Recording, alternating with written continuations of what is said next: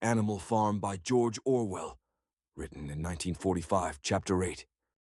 A few days later, when the terror caused by the executions had died down, some of the animals remembered, or thought they remembered, that the sixth commandment decreed, "No animal shall kill any other animal."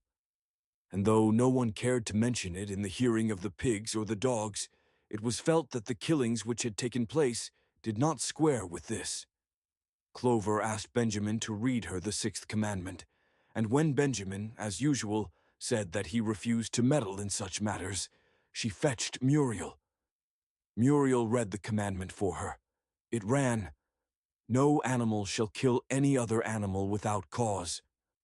Somehow or other, the last two words had slipped out of the animal's memory. But they saw now that the commandment had not been violated, for clearly there was good reason for killing the traitors who had leagued themselves with Snowball.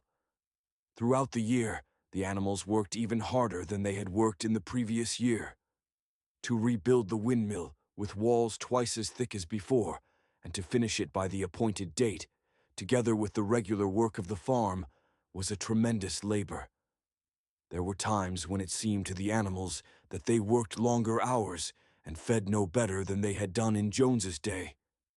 On Sunday mornings, Squealer, holding down a long strip of paper with his trotter, would read out to them lists of figures proving that the production of every class of foodstuff had increased by 200%, 300%, or 500%, as the case might be. The animals saw no reason to disbelieve him, especially as they could no longer remember very clearly what conditions had been like before the rebellion. All the same, there were days when they felt that they would sooner have had less figures and more food. All orders were now issued through Squealer or one of the other pigs. Napoleon himself was not seen in public as often as once in a fortnight.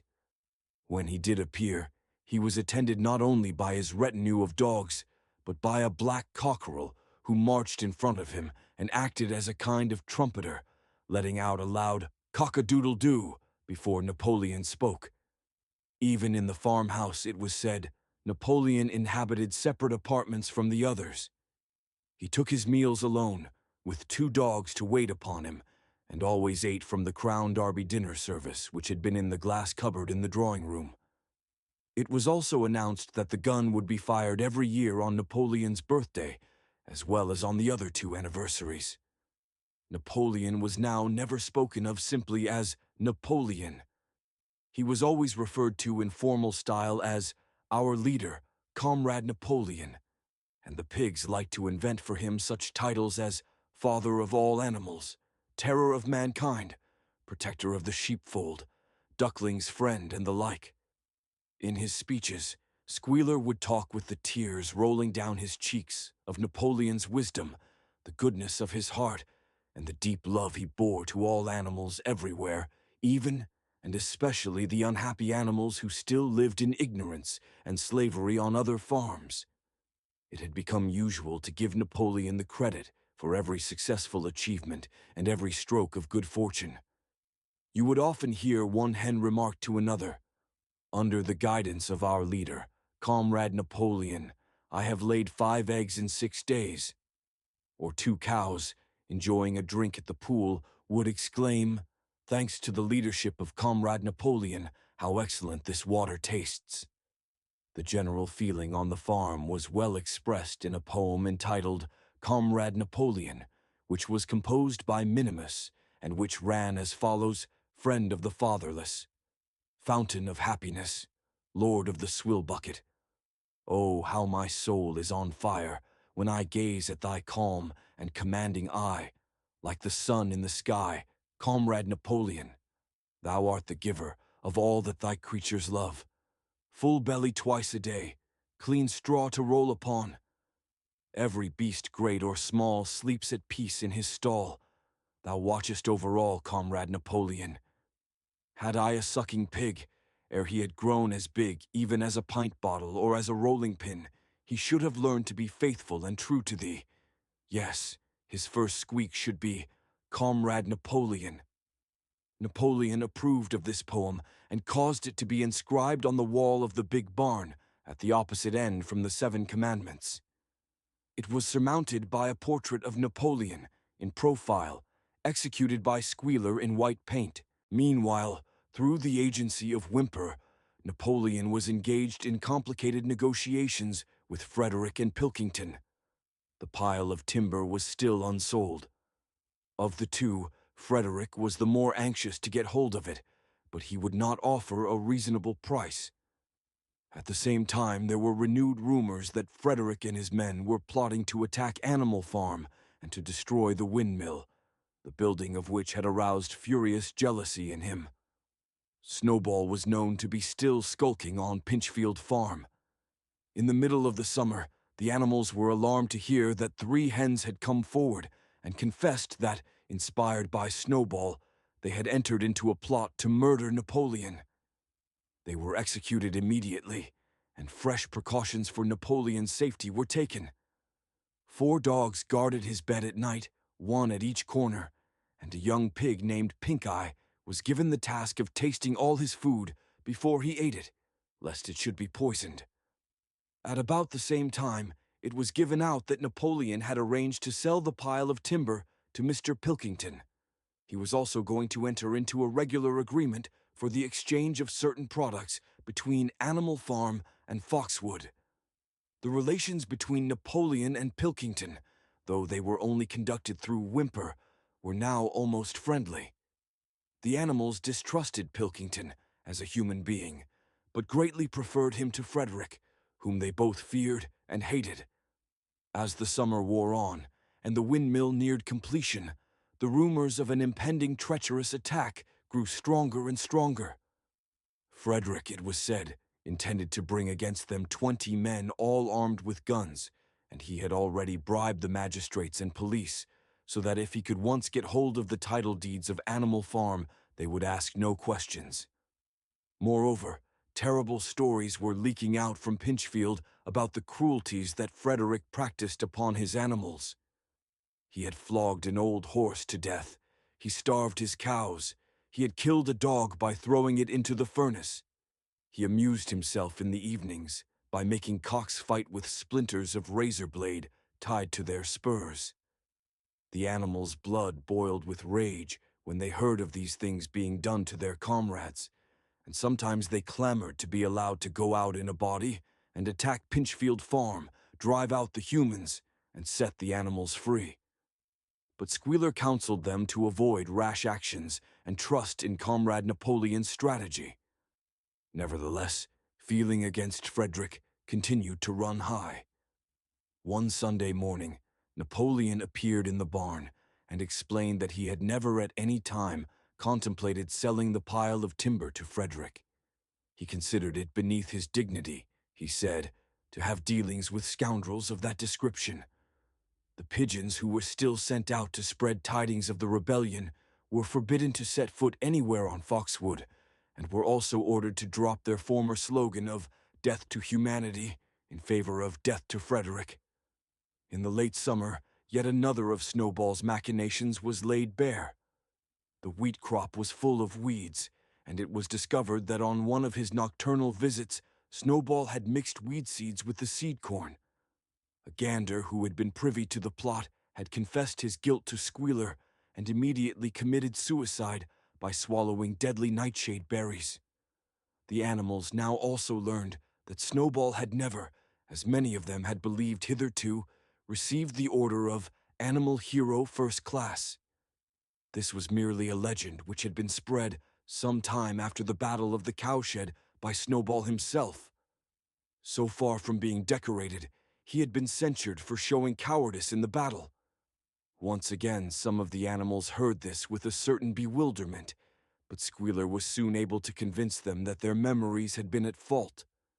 In the autumn, by a tremendous, exhausting effort, for the harvest had to be gathered at almost the same time, the windmill was finished. The machinery had still to be installed, and Whymper was negotiating the purchase of it, but the structure was completed. In the teeth of every difficulty, in spite of inexperience, of primitive implements, of bad luck, and of Snowball's treachery, the work had been finished punctually, to the very day. Tired out but proud, the animals walked round and round their masterpiece, which appeared even more beautiful in their eyes than when it had been built the first time. Moreover, the walls were twice as thick as before. Nothing short of explosives would lay them low this time. And when they thought of how they had labored, what discouragements they had overcome, and the enormous difference that would be made in their lives when the sails were turning and the dynamos running, when they thought of all this, their tiredness forsook them, and they gamboled round and round the windmill, uttering cries of triumph. Napoleon himself, attended by his dogs and his cockerel, came down to inspect the completed work. He personally congratulated the animals on their achievement and announced that the mill would be named Napoleon Mill. 2 days later, the animals were called together for a special meeting in the barn. They were struck dumb with surprise when Napoleon announced that he had sold the pile of timber to Frederick. Tomorrow, Frederick's wagons would arrive and begin carting it away.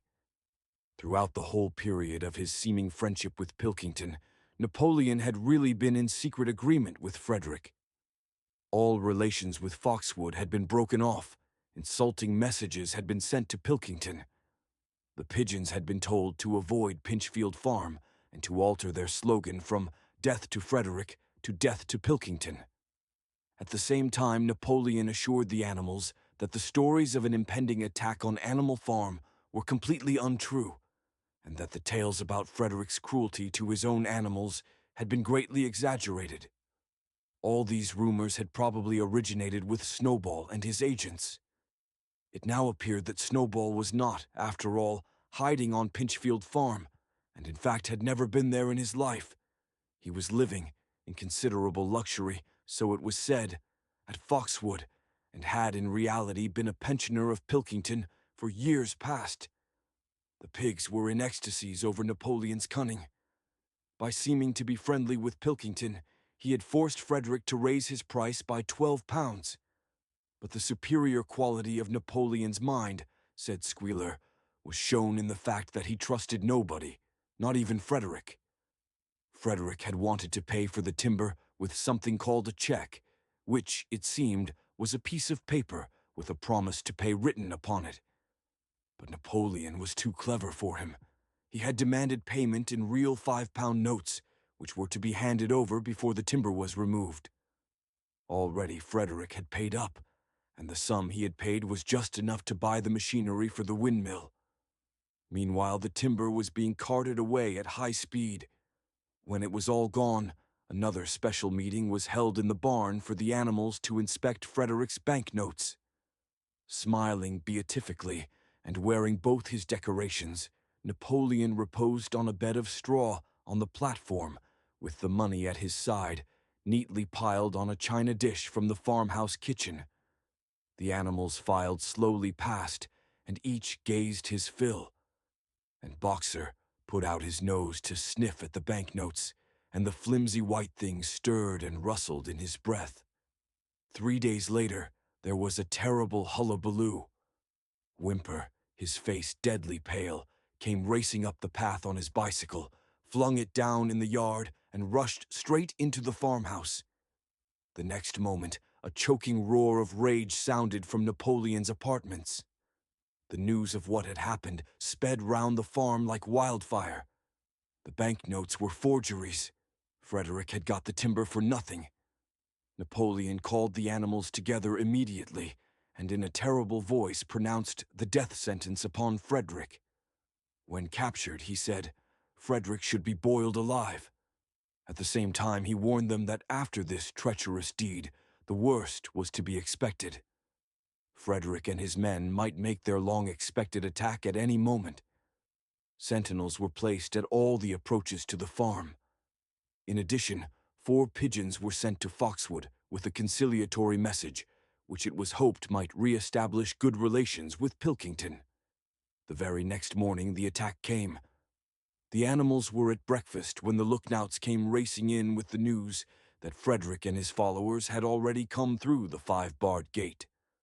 Boldly enough, the animals sallied forth to meet them, but this time they did not have the easy victory that they had had in the Battle of the Cowshed, There were 15 men, with half a dozen guns between them, and they opened fire as soon as they got within 50 yards. The animals could not face the terrible explosions and the stinging pellets, and in spite of the efforts of Napoleon and Boxer to rally them, they were soon driven back. A number of them were already wounded. They took refuge in the farm buildings and peeped cautiously out from chinks and knotholes. The whole of the big pasture, including the windmill, was in the hands of the enemy. For the moment, even Napoleon seemed at a loss. He paced up and down without a word, his tail rigid and twitching. Wistful glances were sent in the direction of Foxwood. If Pilkington and his men would help them, the day might yet be won. But at this moment the 4 pigeons, who had been sent out on the day before, returned, one of them bearing a scrap of paper from Pilkington. On it was penciled the words, "Serves you right." Meanwhile, Frederick and his men had halted about the windmill. The animals watched them, and a murmur of dismay went round. 2 of the men had produced a crowbar and a sledgehammer. They were going to knock the windmill down. "Impossible," cried Napoleon. "We have built the walls far too thick for that. They could not knock it down in a week. Courage, comrades." But Benjamin was watching the movements of the men intently. The 2 with the hammer and the crowbar were drilling a hole near the base of the windmill.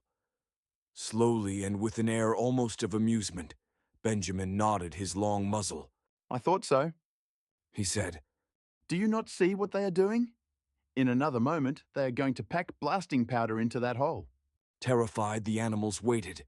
It was impossible now to venture out of the shelter of the buildings. After a few minutes, the men were seen to be running in all directions. Then there was a deafening roar. The pigeons swirled into the air, and all the animals, except Napoleon, flung themselves flat on their bellies and hid their faces. When they got up again, a huge cloud of black smoke was hanging where the windmill had been. Slowly the breeze drifted it away. The windmill had ceased to exist. At this sight the animals' courage returned to them. The fear and despair they had felt a moment earlier were drowned in their rage against this vile, contemptible act. A mighty cry for vengeance went up, and without waiting for further orders, they charged forth in a body and made straight for the enemy. This time they did not heed the cruel pellets that swept over them like hail. It was a savage, bitter battle. The men fired again and again, and when the animals got to close quarters, lashed out with their sticks and their heavy boots. A cow, 3 sheep, and 2 geese were killed, and nearly everyone was wounded. Even Napoleon, who was directing operations from the rear, had the tip of his tail chipped by a pellet. But the men did not go unscathed either. 3 of them had their heads broken by blows from Boxer's hoofs. Another was gored in the belly by a cow's horn. Another had his trousers nearly torn off by Jessie and Bluebell. And when the 9 dogs of Napoleon's own bodyguard, whom he had instructed to make a detour under cover of the hedge, suddenly appeared on the men's flank, baying ferociously, panic overtook them. They saw that they were in danger of being surrounded. Frederick shouted to his men to get out while the going was good, and the next moment the cowardly enemy was running for dear life. The animals chased them right down to the bottom of the field and got in some last kicks at them as they forced their way through the thorn hedge. They had won, but they were weary and bleeding. Slowly they began to limp back towards the farm. The sight of their dead comrades stretched upon the grass moved some of them to tears. And for a little while they halted in sorrowful silence at the place where the windmill had once stood. Yes, it was gone. Almost the last trace of their labor was gone. Even the foundations were partially destroyed, and in rebuilding it they could not this time, as before, make use of the fallen stones. This time the stones had vanished too. The force of the explosion had flung them to distances of hundreds of yards. It was as though the windmill had never been. As they approached the farm, Squealer, who had unaccountably been absent during the fighting, came skipping towards them, whisking his tail and beaming with satisfaction. And the animals heard, from the direction of the farm buildings, the solemn booming of a gun. "What is that gun firing for?" said Boxer. To celebrate our victory. Cried Squealer. "What victory?" said Boxer. His knees were bleeding. He had lost a shoe and split his hoof, and a dozen pellets had lodged themselves in his hind leg. What victory, comrade? Have we not driven the enemy off our soil, the sacred soil of Animal Farm? "But they have destroyed the windmill, and we had worked on it for 2 years." What matter? We will build another windmill. We will build 6 windmills if we feel like it. You do not appreciate, comrade, the mighty thing that we have done. The enemy was in occupation of this very ground that we stand upon. And now, thanks to the leadership of Comrade Napoleon, we have won every inch of it back again. "Then we have won back what we had before," said Boxer. That is our victory, said Squealer. They limped into the yard. The pellets under the skin of Boxer's leg smarted painfully.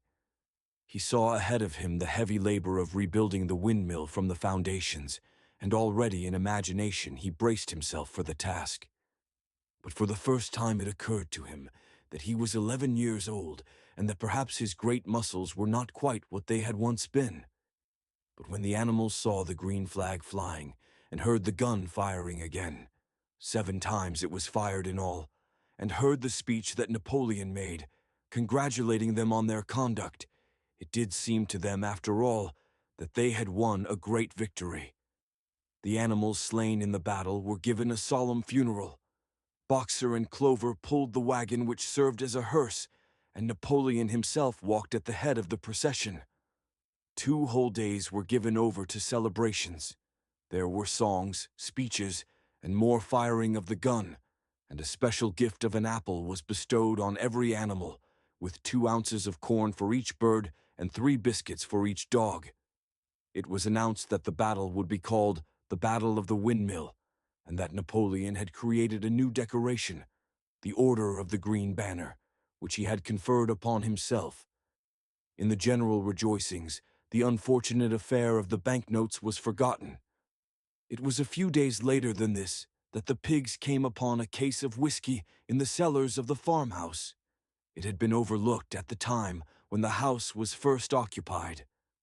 That night there came from the farmhouse the sound of loud singing, in which, to everyone's surprise, the strains of Beasts of England were mixed up.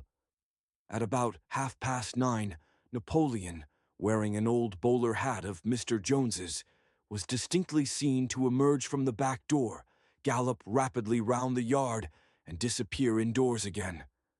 But in the morning a deep silence hung over the farmhouse. Not a pig appeared to be stirring.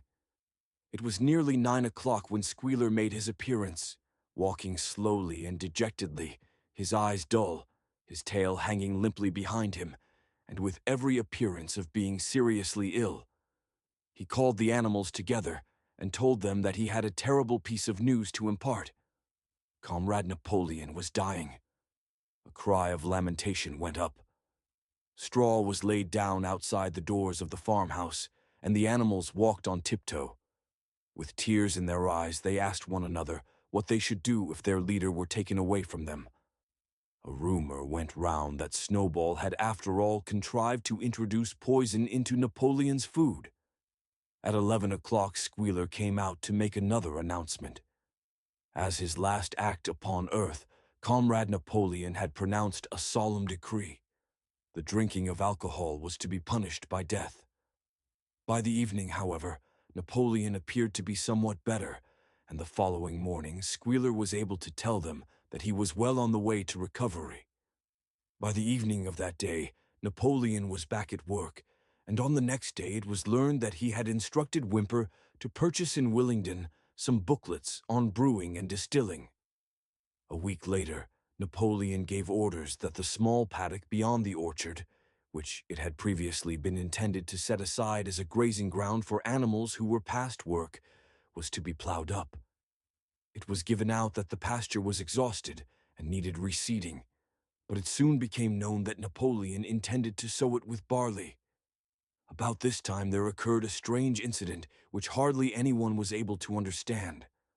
One night, at about 12 o'clock, there was a loud crash in the yard, and the animals rushed out of their stalls. It was a moonlit night. At the foot of the end wall of the big barn, where the 7 commandments were written, there lay a ladder broken in 2 pieces. Squealer, temporarily stunned, was sprawling beside it, and near at hand there lay a lantern, a paintbrush, and an overturned pot of white paint. The dogs immediately made a ring round Squealer and escorted him back to the farmhouse as soon as he was able to walk. None of the animals could form any idea as to what this meant, except old Benjamin, who nodded his muzzle with a knowing air and seemed to understand, but would say nothing. But a few days later, Muriel, reading over the 7 commandments to herself, noticed that there was yet another of them, which the animals had remembered wrong. They had thought that the 5th commandment was, "No animal shall drink alcohol." But there were 2 words that they had forgotten. Actually, the commandment read, "No animal shall drink alcohol to excess."